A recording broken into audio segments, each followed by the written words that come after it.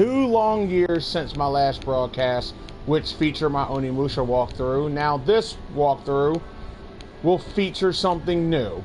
This walkthrough literally features how, due to the current update of February 2022, when Licorice implemented some new features, they also implemented something new that I have not seen really anybody do since the update, which was people still believe that the best way to farm Incarnation Shards is actually in Mutated Beasts. Now, before the update of 3.0, that normally would be true. However, when the Supreme updates were made, Mutated Beasts were now proven false. Now, to be honest, Mutated Beasts is still good for farming only to level 300. As to the fact that with certain incarnation combinations mixed with food combinations, mixed with online buffs, you could nab a total in level 300 quests, a total of up to 39 medium shards and up to 12 large if you got lucky. Other than that, level 200 and other became obsolete. The person I have with me is Demon Wolf. He is a good friend of mine, i.e. my boyfriend. So say hi to the viewers, Luna. Hello. Now, I've known him for as long, for a little bit less than I've known the person that usually plays with me, which is Little Tay. But, however, he is also a capable person, and just like me, he will also be running modified equipment.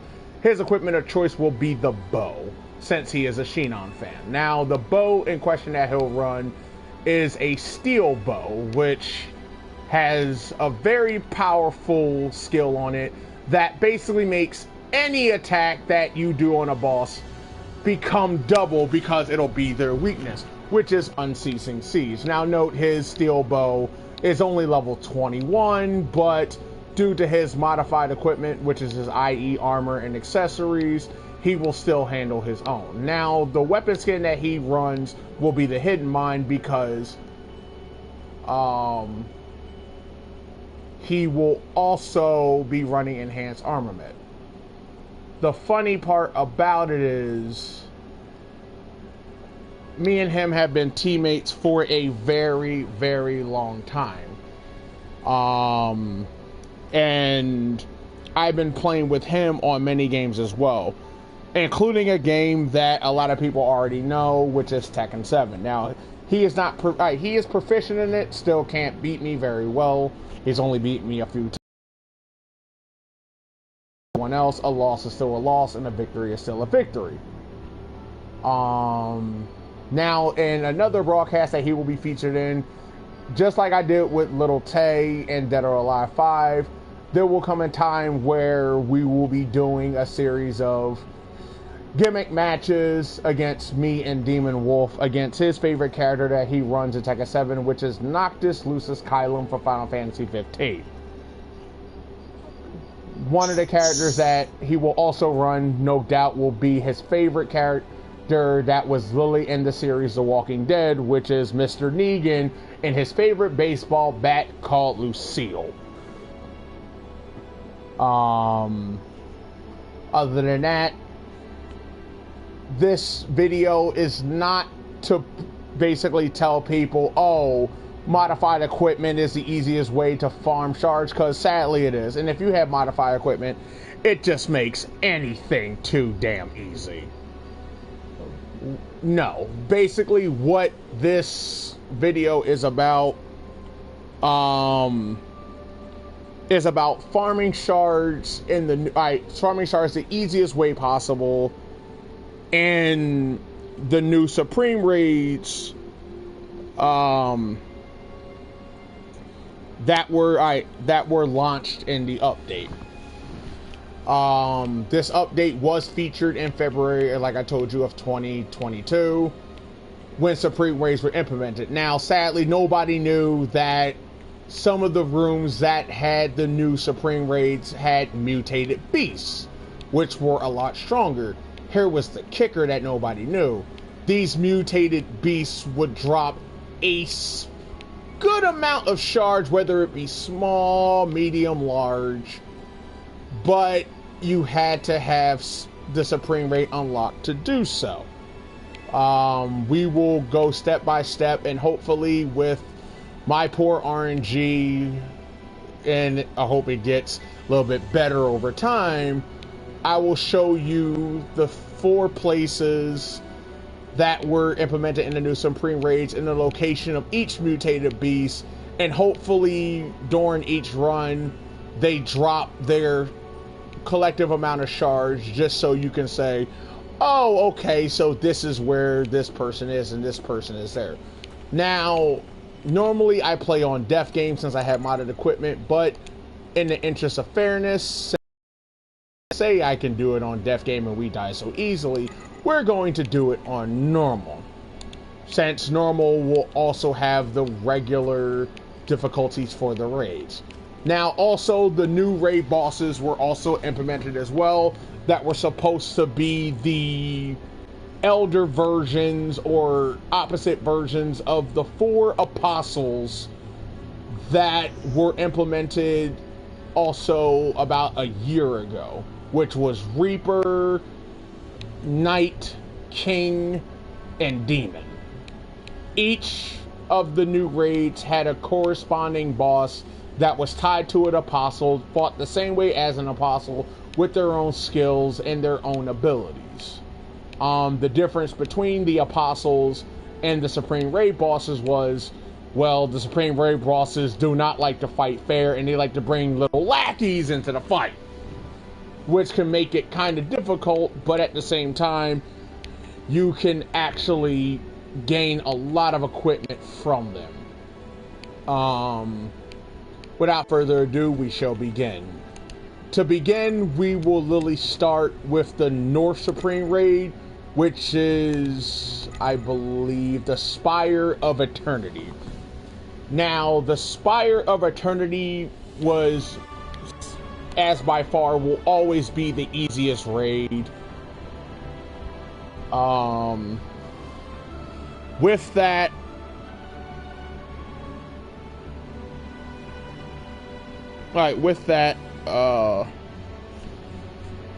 you will kind of oh my god, give me a second. Having a little trouble with my phone here since my mentor wants to see this broadcast.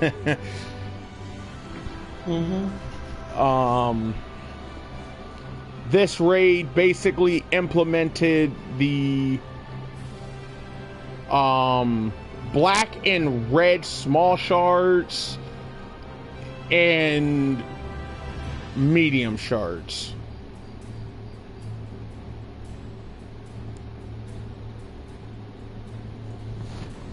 And the bosses that drop them are actually the level 100 bosses that you fight in the North Mutated Beast, which is the Black Moon Prickly Armored Shrew.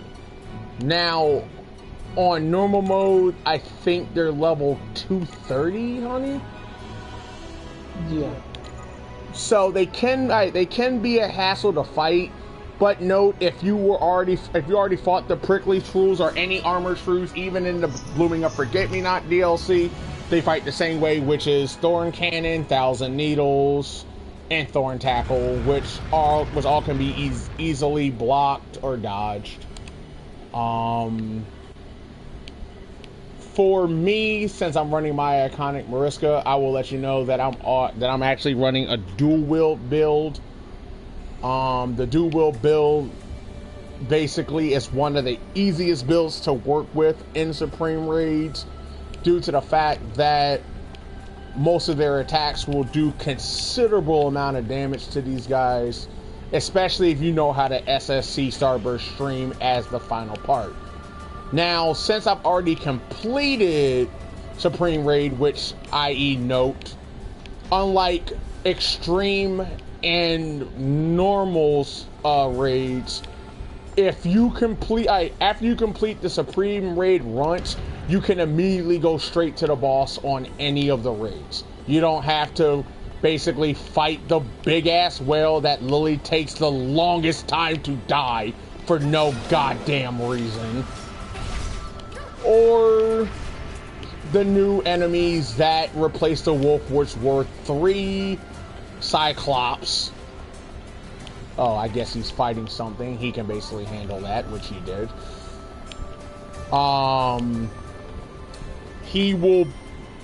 They will basically be dead with ease. Now, all enemies in here will be level 191 to 230. So, with the new update, since all levels have gone to 199, if you have certain builds, it should be easy. As you can see, the Dark Moon Prickly Armor Shrews are level 230 each. The best way, if you're running a dual wield, is to automatically hit them with Final Revolution if you can, because Final Revolution is considered an AoE skill. Alright, I got a Still Stone Ring thanks to one of the kills. I got 2 medium. Alright. 15. As you can see, I got 19 red small shards and 7 red mediums. The kicker about that is you can get the same amount of blacks for medium and small as well if you're running the same thing as well. And according to my boyfriend, he said he got the blacks. Now, unlike the other raids, the Dark Moon Prickly Shrew is automatically guaranteed to drop reds and blacks automatically. Any other color you will only get one of. Now note, it is strictly RNG. So since it's RNG, so since my boyfriend is a lucky son of a bitch, all 4 of the shrews gave him shards. Whereas to me, I only got 19 reds from one and then 7 mediums from another. Now, the good news about it is, just like in normal and extreme raids, there's a little bit of an entryway hallway you got to go into before you fight the final boss. Note, if you want to have the easiest time with the boss and to save precious time, before you get to the door, like I'm going to do right now, you run up to it, you stop, and I have to wait for this guy since his loading screen likes to be stupid. Basically, oh wow, that's the fastest time. His loading screen actually became fast when it wanted to be a dick. Basically, you would stop here and you would just unload all your buffs. Like I said, since my equipment is modified, I have a lot more SP than usual. As you can see, he ran Unceasing Siege. So doing this is going to be a hell of a lot easier. If I can get it to stop. You have to see through weapon first, genius. I'm trying. Down on the D-pad.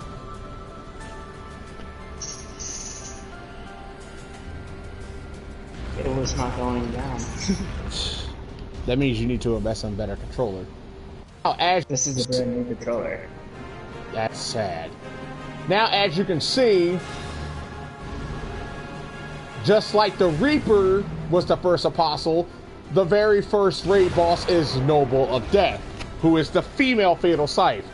Yes, all her attacks are Fatal Scythes as well, including her insta-kill technique. Now, unlike Fatal Scythe, she calls on 4 servants against her.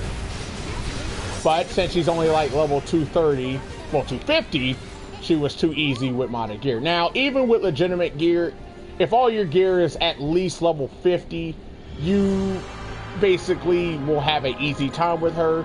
The only thing you really gotta watch out for is her doing her insta-kill technique, which actually takes about 10 seconds to charge. If you break her scythe or put her in the break state, it negates it altogether. Let's see what we got here. Okay, I got... He has SP gear, which was implemented in this latest update. I got the XT glowing boots. But as you can see, everyone, we got black and red shards on that run.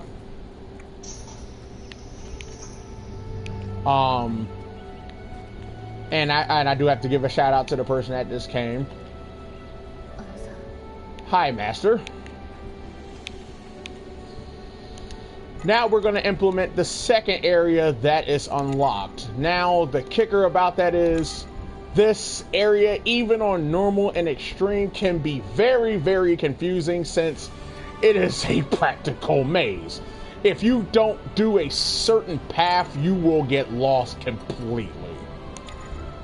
Now, in this raid, you are going to get two types of shards, which are, they now will implement mediums and they will implement larges. Now, the common shard that will be dropped by these guys are reds, since you will be battling the Vermilion Manticore and, as I like to call it, two big-ass chickens. Now, they are part of the South. They're part of the South mutated beast, which is red. We're just gonna go to the mutated beasts. We don't need to worry about any of these guys since they're practically useless against us, and they can't do any damage.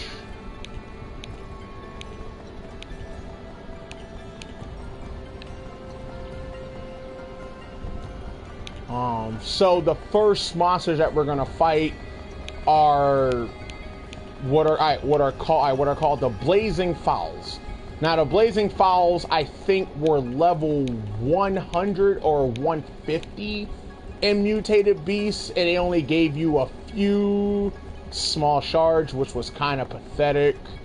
Their attacks can be very damaging if left alone for a long time, and all of them are AoE. So yeah, Vermilion Moonlight Fowl, they're level 330, and there's two of them. Now, like I said, they can be very difficult to mess with. Not to mention, they have a very, very powerful attack. Oh, okay, so I got 8 blues and 6 mediums. Like I said, they always drop mediums. You got black? Mm-hmm. And my boyfriend got black. And 6 blues. So he got black and blue. I got white, and if I recall, if I check my battle log.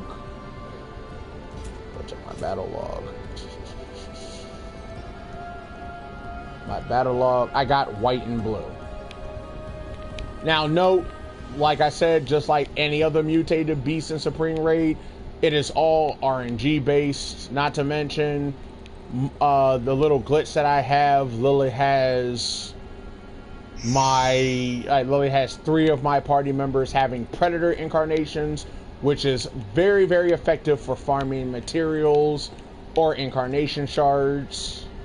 And I'm also running food. And buffs. And I'm also running the very, very, very, very, very useful skill Luxter. Now, my boyfriend doesn't need Luxter because he has to look at the iris on his side. Yeah, lucky bastard. But I need it because my RNG sucks. LOL. But Luxter basically has a good chance of increasing your drop rate, and it acts as a Solus's Farewell, which is if it kicks in, the item that is dropped is increased by 1 or 2, which is a very good thing.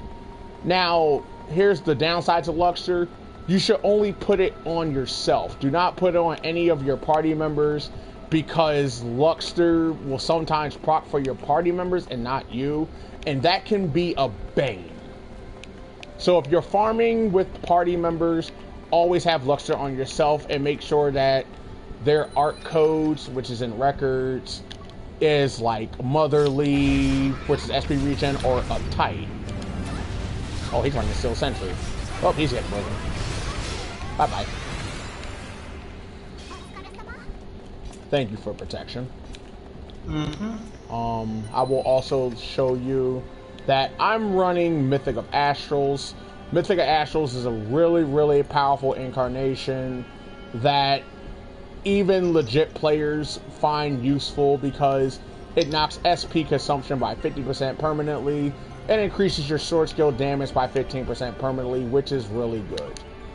Now, as you can see, for 7, Rain, and Straya, they have Predator Incarnation, which all kick in at once, which is a good thing.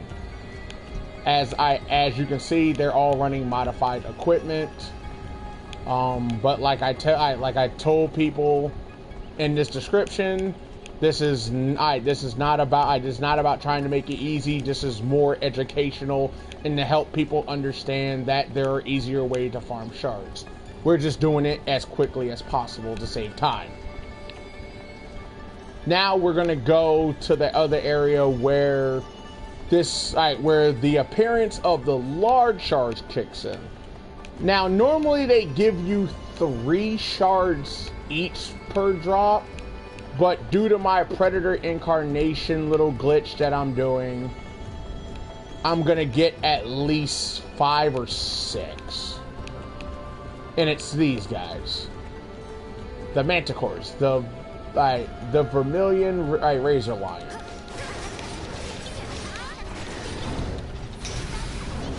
Oh, that's a lot of blocking. He died, I didn't get anything. Let's see about him. I didn't get anything from him either, so I got unlucky, sadly. But they do drop larges. The main larges that they drop are red.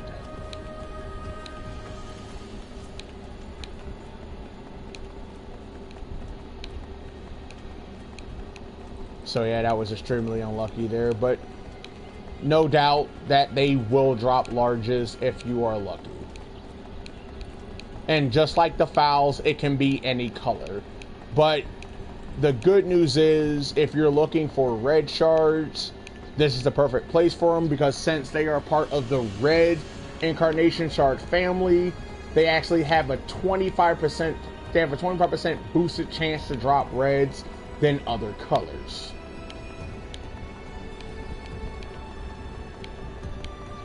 I think he's following me. Yeah, he's following me.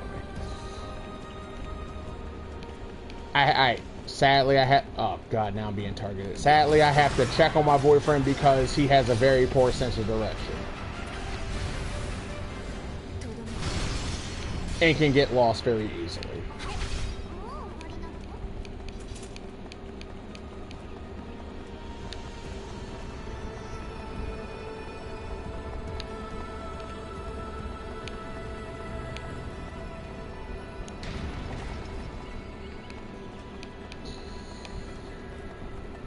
Alright, now, unlike other Supreme Raids, this is one raid boss that if you're running Supreme Raid, you can sadly not avoid, because game mechanics in this battle is plot induced in the raid. So just like the other raids, I always pop your buffs, because they can be really irritating, since these guys are praying mantis that literally have the ability to block all frontal attacks that are launched against them. Their weakness is actually guard break moves or attacking them while they're attacking. So they're weak to counter attacks and guard breaks. They're called Grime Claw the Calamity. As you can see, they were blocking my stuff. I am not going to give them a chance to attack. And it seems I got one of the new equipment, which was the SP Plume Belt, which was implemented in the 3.0 update, which launched about a few weeks ago. Now that they're dead, we can immediately go to the final boss. Now, the final boss of this one is actually the opposite of Ilfang the Kobold Lord, who was the second apostle to fight. Which, that is an error, because the second apostle to fight was actually the knight. The king was actually the third. Now, the king... now, the Ilfang the Kobold Lord, surprisingly enough, was one of the few SAO monsters that actually made his return to SAO from another SAO game. As to Ilfang, he made his return to Leo Chris from Sword Art Online Hollow Realization, which was literally the third installment of the series.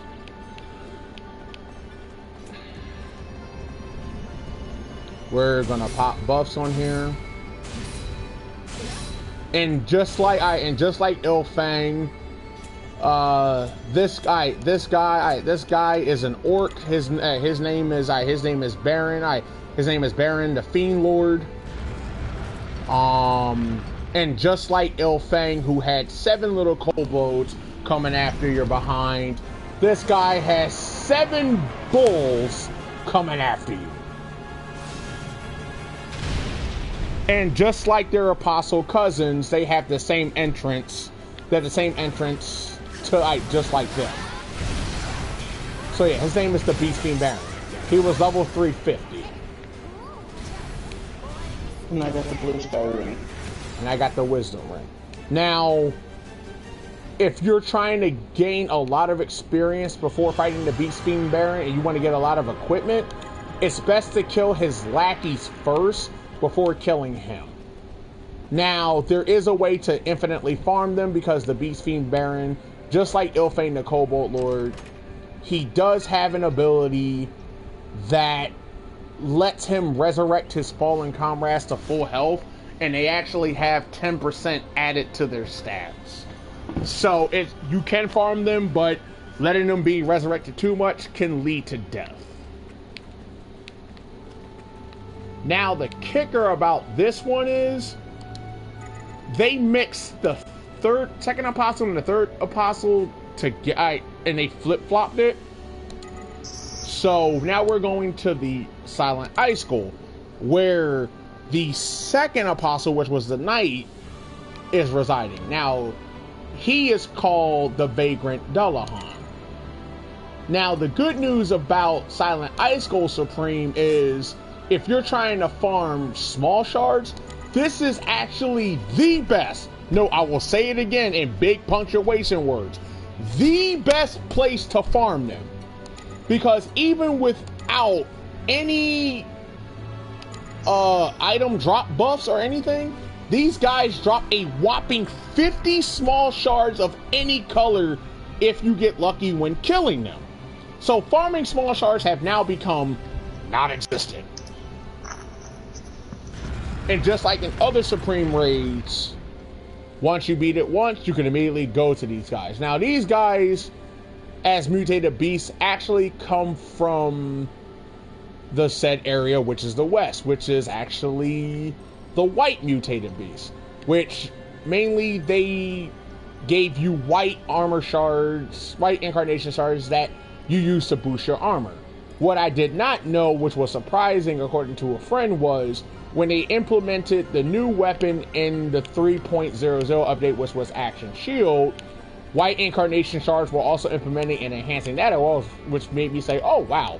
So now white shards are more for just enhancing defense. Now they can enhance offense too. Gosh. The guys that you fight here are actually 3 kitty cats I call Rippers. They actually have a multitude of attacks, but their main attack is a very dangerous attack that is an AoE that if you get hit by it and you don't have any poison resistance, you get hit with bad toxic, which does a chunk to your life if you're not careful.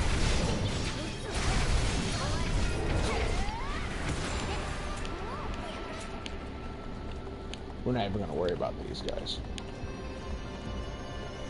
And as you can see, their levels is 270, so they're actually quite weaker than the ones in Lost Paradise. The sad part about it is, okay, I got 51 whites. The sad part about it is you don't get the West until chapter 4. Whereas you already get the South, and you get the South from chapter 2, but you can't play it until you beat chapter 3, which unlocks the North. Which was kind of a sad thing, because if this is the third area to be unlocked, wouldn't you think it would be stronger, not weaker? But that's Aquaria for you. They don't know what the hell they do with their games. So unlike Lost Paradise, you can immediately go straight to the boss after fighting them. You don't need to worry about any mini bosses blocking your path, just like the North Raid. East Raid is the same way, but East Raid is a little bit more tricky due to the fact that the two bosses that we're fighting there, one is near the both of them are actually in the beginning of the map, but unlike the others where you have to do certain things to get to them, the East Raid was literally the quickest way to get to the boss, but since it was the final area unlocked in the game, it was also the hardest. I think Vagrant Dullahan is only like 270, 290. So he's rather weak than Beast Fiend Baron, which was kind of sad. And it was really sad because these guys give you the most small shards, but they're so pathetically weak. You really won't even have much of a tough time against them. So all we're doing is waiting on this guy to load up. Out of all my friends, besides Little Tay, he takes the longest. Don't know, there's probably a bug in this game. Who knows? He gave me Unceasing Siege, so it's going to be a lot easier taking down Dullahan.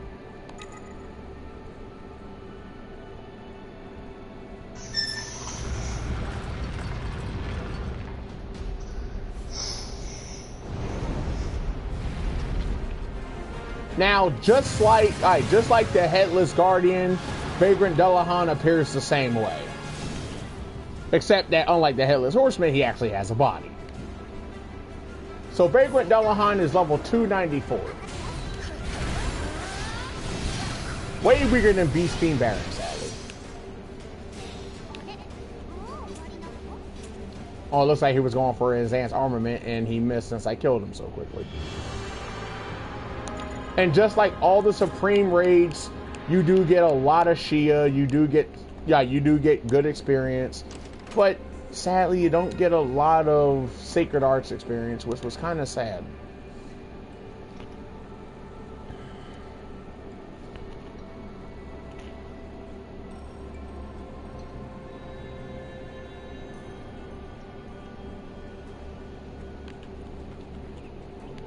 So as you can see, I got 51 white shards, which is really, really good. They give you a lot of smalls.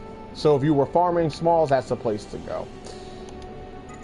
Now the final one, as I like to call also the most hardest. Now there is an easy way to get from place to place in that map. Which I will actually do.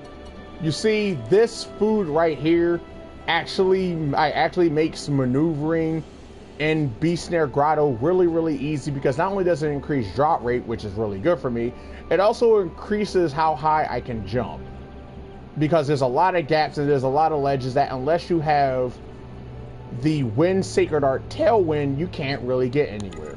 So I'm going to eat that while I give my 7 a cheeseburger to eat, so I can gain more items drop. Her strength goes up by 10, and she gains resistance to a lot of debuffs that would affect her mentally.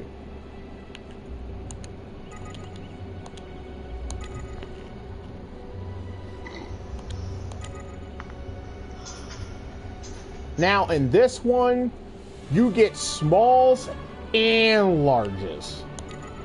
Out of the larges, you get the most here.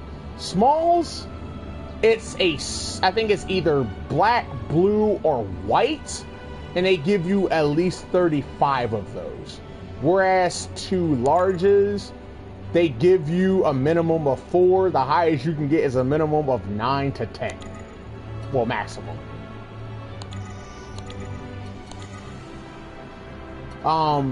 Normally in raids, it is imperative that you have at least 1 Fierce Striker, 1 Steel Wall, 1 Benevolent, and 1 Supporter.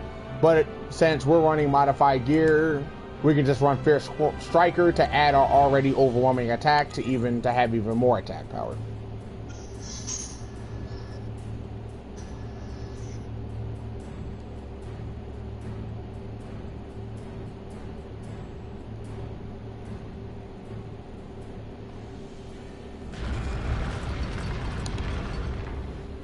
Now, enemies here are actually the hardest, stemming from level 300 to 400, which is like, oh my god, why? If your maximum level is 199, how could I defeat such an enemy?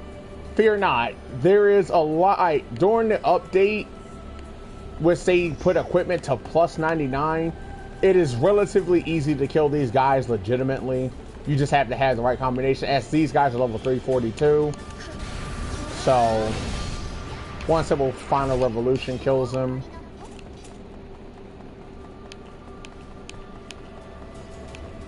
We're just getting them out the way because we might have to backtrack. And I got some SP gear, which was exclusive to the 3.00 update, which is good. So the first area, we're going to go for the small. So he's going to kill them, and we'll just watch it as you missed one.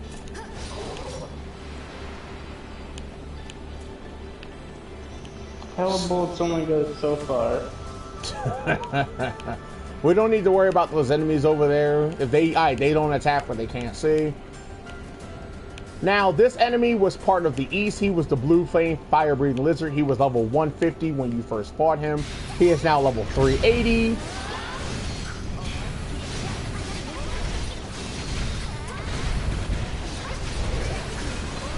Okay, I got lucky and he dropped 37 blue smalls.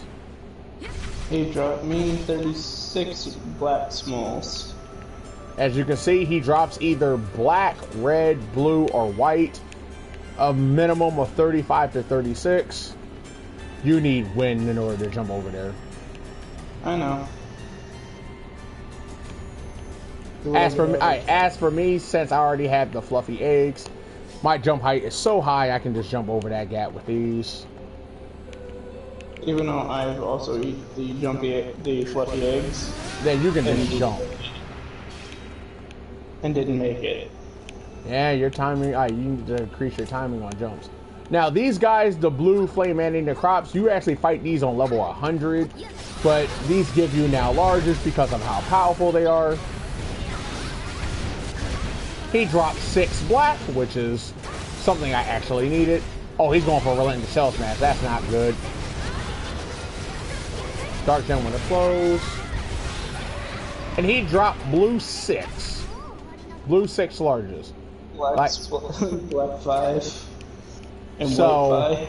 As you can see, both of them come from the East Empire, which is the blue flames. One white. They both got super jacked in this dungeon because the blue flame lizard was actually level 100, whereas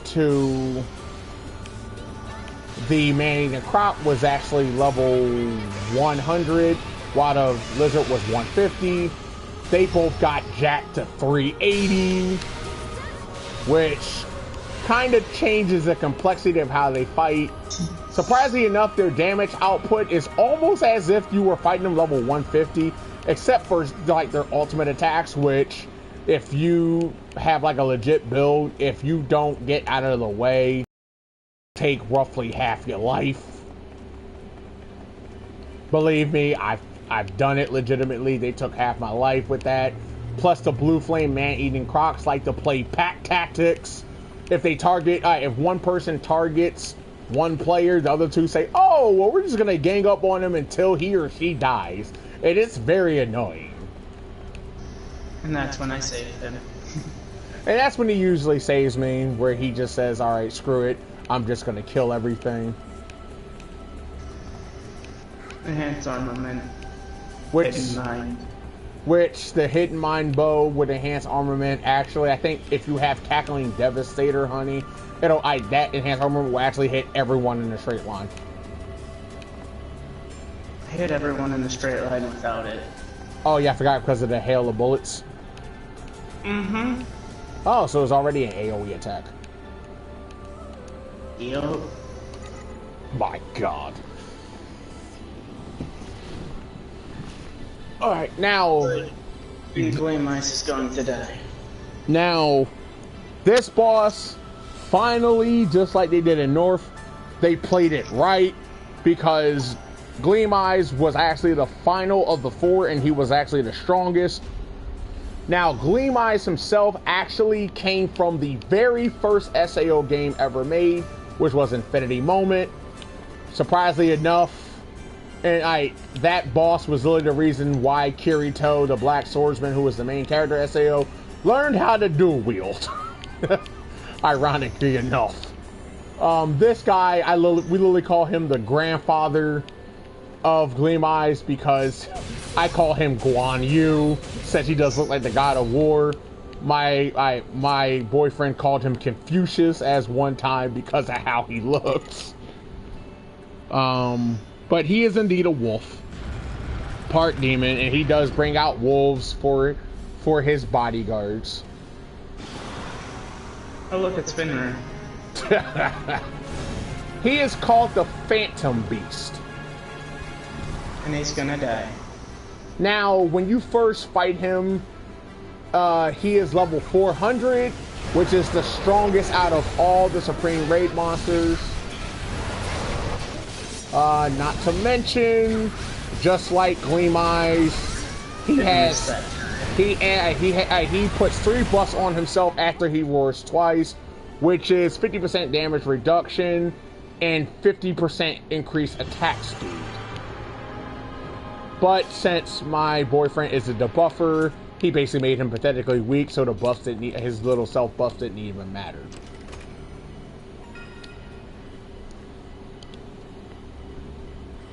I just got an XT Golden Steel Dagger. Oh my God. But as you can see, with the new update that they had launched in February, people thought that mutated beasts still were the fastest way to farm Incarnation Shards, but now that I have shown you, it was actually proven false. The only ones that actually still matter are actually level 300 mutated beasts, that their rare drops are medium and large shards. Which means that level 200 and lower mutated base have become non-existent. So I hope everyone that has watched this has found this information to be very useful, because even if you decide to play Licorice, watching this video will give you a huge advantage over the seasoned players who still don't even know that Supreme Raids are actually the best way to farm Incarnation Shards. They still go for mutated beasts, sadly. Each raid will sadly, I don't know how to do timestamps. I wish I did, because if I did timestamps, you could easily navigate to each raid that I did and basically learn which shard drops which for which size. I'm Lante Cornelius. This was Demon Wolf, and we will tune off because it is late and we need some sleep. So everyone that watches and finds this to be very, very useful, please subscribe, like, share with the rest of the world, and we will see you next broadcast. Toodles.